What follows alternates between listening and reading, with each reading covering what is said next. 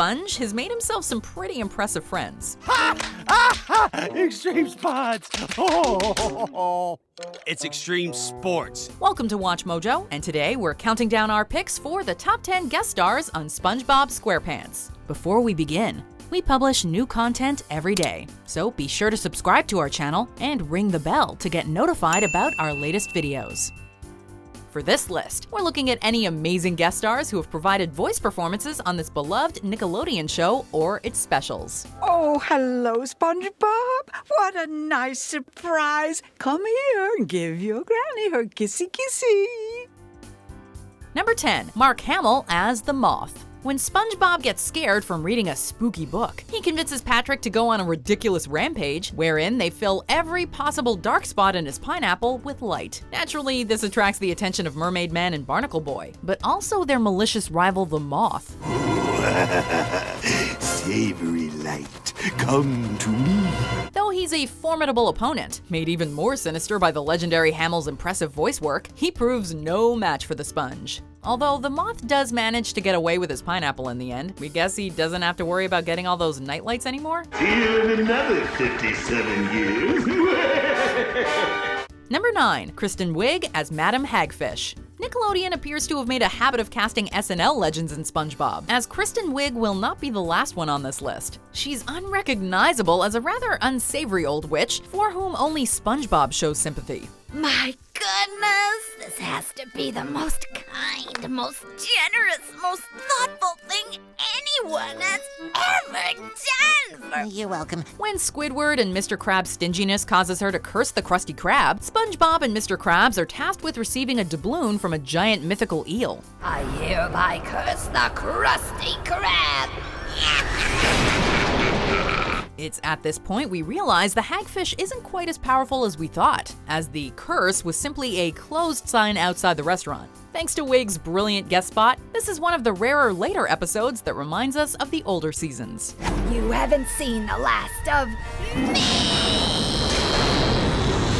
Number 8, Betty White as Beatrice. Betty White plays a much kinder elderly fish than Kristen Wiig did when Pearl gets a job at her shop, Grandma's Apron. Congratulations, you're hired! Some of Pearl's friends, including Nocturna in another wonderful guest appearance by Aubrey Plaza, bully her for the job. Ew, that's stores for old people. Thankfully, Beatrice is on hand to teach her a valuable lesson about being oneself and enjoying youth while she can. All that matters, Pearlie, my dear, is that things will soon change. But in the meantime, you should be having as much fun as possible. She also uses her granny power to give those bullies what they deserve. It's a little out of left field, but a character voiced by Betty White having the ultimate power of a grandma just feels right. Well, now that you're all sitting down, let me tell you about the first time I ever saw a talking picture show. Oh boy, did they know how to talk. Number 7, Andy Samberg as Colonel Carper. Colonel Carper is a band manager with a southern twang who takes an interest in SpongeBob and Squidward's musical talents as a duo. Colonel Carper's the name. I think we'd make a great team. You and your musical compadre up there are the next big thing, I do solemnly swear.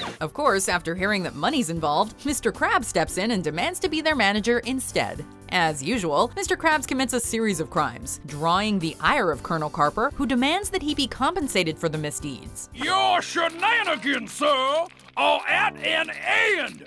Oh, yes. And you will be receiving a friendly little phone call from my attorney. SpongeBob and Squidward ultimately throw a successful concert, which Mr. Krabs mooches off of, but once again, Colonel Carper shows up to get what he's owed. Well, well, well. It looks like this is the end of the line for you, both literally and figuratively. Samberg's memorable villain is an episode highlight, and he is indeed yet another SNL vet to make his way to Bikini Bottom. Number 6, J.K. Simmons as Maestro Mackerel. You're a wizard! A magical, musical wizard! Yes! Oh, bring us to ecstasy, Maestro! Oscar winner J.K. Simmons guest stars in this parody of Whiplash as Maestro Mackerel, a band director whom Squidward hopes to impress with his audition. Unfortunately, Squidward can't wake up, so SpongeBob and Patrick literally jump down his throat to create a body horror monstrosity so that he won't miss his audition. The Maestro's actually impressed with SpongeBob/Patrick/Squidward's performance, but when Squidward regains control, well, this is the man who played J. Jonah Jameson we're talking about, so you shouldn't be surprised exactly where Squidward's clarinet ends up. There's also a monster Squidward who's better at the clarinet than the real one. Yeah, it's a weird episode. All right, thank you. Next! Number 5, Amy Poehler as Granny. Oh, how about a little music? Grandma's got a killer stereo system. And here we have one more SNL star, giving an unrecognizable performance as an elderly villainess. When Gary runs away due to SpongeBob's neglect, he takes comfort in the arms of Granny, a kind-looking old fish who's happy to feed Gary anything she can reach. There we go. After this, I'll make up some of those deviled eggs I promised. Though just as Gary discovers that SpongeBob misses him deeply, a dark twist reveals that Grandma has a habit of overfeeding her snails to death. And we finally understand how Poehler's performance manages to be sweet yet somehow sinister. Grandma knows how hungry you are, Miss Tuftsy. So she whipped up a quick batch of cookies. Moving as swiftly as we've ever seen a snail move, Gary returns to his remorseful owner. Though it looks like Grandma's days of overfeeding snails are not over. There you are, Miss Tuftsy. Who? You must be starving. Number 4, John Goodman as Santa Claus. Here you go, Sheldon. I believe this is what you asked for. John Goodman is always a wonderful choice to play Santa, and this time he brought St. Nick to Bikini Bottom. In this supremely charming stop-motion holiday special, Plankton has infected the entire town with jerktonium, so that he'll be the only one on his nice list. SpongeBob and Sandy are able to fix this with a song, but Santa still arrives to announce everyone's naughtiness. It seems you're all on my naughty list this year. Naughty list? No buts about it. You've all been a bunch of jerks. In the nick of time, SpongeBob defeats Plankton's robot SpongeBob and exposes his scheme, making everything right under the sea once again. Of course, it wouldn't be a SpongeBob Christmas special without some fun at Patchy's expense. I think stealing a mail truck definitely counts as naughty. Wouldn't you say, Potty? Number 3, Ernest Borgnine and Tim Conway as Mermaid Man and Barnacle Boy. Are you Mermaid Man and Barnacle Boy? Well, we used to be, but now we're retired. This entry is a bit different, since Mermaid Man and Barnacle Boy were much more recurring characters than the others on this list. Ernest Borgnine and Tim Conway played these retired superheroes from the show's very first season up until Ernest Borgnine's passing in 2012. These two lovable old geezers were the stars of SpongeBob and Patrick's favorite show, and if you need any indication of who inspired them, take a gander at Adam West and Burt Ward guest starring as their younger selves. They're kooky, always good for a laugh, and an important part of understanding what makes SpongeBob the fun-loving optimist he is. Feels just like yesterday, doesn't it, Mermaid Man? No, not really. Number 2, celebrities galore as themselves. Who are your guests? You name it, we've got it. Hollywood stars, musical people, singers, jugglers, a guy who does things with knives. For a 10th anniversary special, Nickelodeon recruited live-action appearances from Rosario Dawson, Triumph the Insult Comic Dog, LeBron James, Tina Fey, Will Ferrell, we weren't lying about the SNL presence on this list, Eddie Deason, Craig Ferguson, the late Robin Williams, and Pink, who all appear in live-action moments. We got scurvy, we need a lemon tree. We got scurvy, we just chillin' on the sea.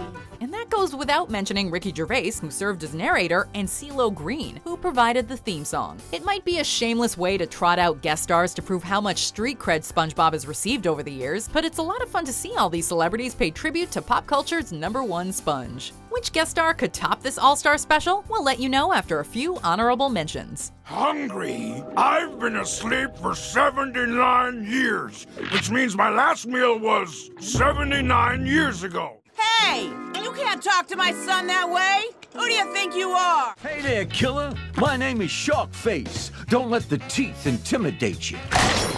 The world's biggest, fastest, longest, gnarliest, most totally awesome, perfect wave. Number 1, David Bowie as Lord Royal Highness. Allow me to introduce myself. I am the Lord Royal Highness, but my friends call me LRH. My friends call me SpongeBob. We're gonna be entirely honest here. This was not the best SpongeBob episode, but we got David Bowie, also known as Ziggy Stardust, also known as Aladdin Sane, also known as so many other characters, playing a role with SpongeBob, so what more could you ask for? Art is what happens when you learn to dream. Go ahead, dream a little. The late musical legend played the appropriately majestic Lord Royal Highness of Atlantis, who shows SpongeBob and his friends through the lost city of Atlantis. Now, this section of town is known for its advances in the science of fondue cooking. With Plankton in tow, things go predictably south, and the group is more or less forced out of the city. Bowie is one of the world's most beloved and missed musicians, so this guest appearance has to take our top spot. Do you agree with our picks? Check out these other great clips from WatchMojo, and be sure to subscribe and ring the bell to be notified about our latest videos.